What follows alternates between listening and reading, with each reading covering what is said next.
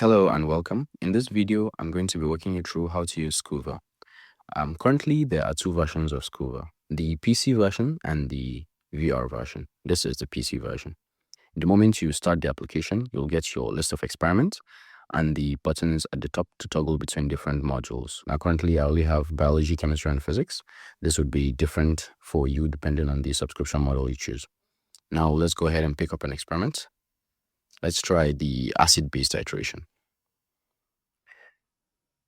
Here is going to give you a brief description of the experiments and the tools or apparatus needed to conduct the experiment. Then you click Start. This is how the virtual lab looks like. You can look around by holding the Shift key and moving your cursor or your mouse.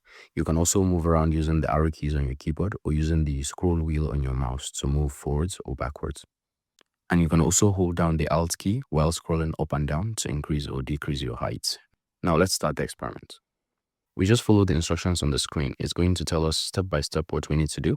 Once an action or task is completed, it will show us the next. Now it's asking me to pick up a bottle. And to pick something up, you just hold down left click while hovering over the object, like what you would do when you are dragging and dropping a file. And if you want to pour the hydrochloric acid into the beaker, you just position it over the beaker like so, and hold down Control or Command if you're on a Mac to pour. In fact, performing most actions or activation of function while holding an object, you just need to press the Control or Command key. For the bottle, it's pouring out its contents. For other objects like the pipette, you would suck the liquid and so on. You get the idea. The next is how to clip or attach objects like you would the burette or funnel, for example. You just pick up the object and move it closer to the object or point you want to attach it to. And you'll see a green silhouette of the object if it's ready to be attached. And then you just release it. It's that simple. I'll do the same for the funnel. And that's about it for the controls.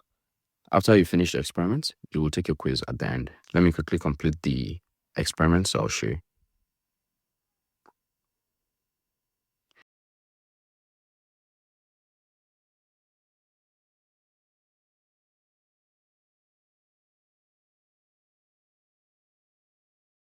You just click finish, and this will take you to the quiz.